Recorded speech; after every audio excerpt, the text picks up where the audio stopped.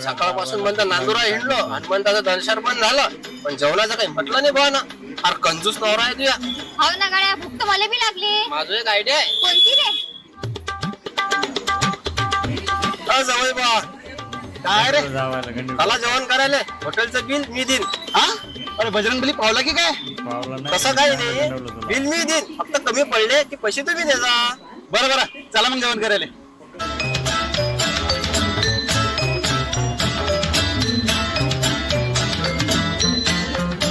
दाखव इकडे, मी ऑर्डर करतो. पाहिजे मी पैसे देतो म्हटलं तर कसे ऑर्डर करून राहिले. याचा नेता कचोरी खायले.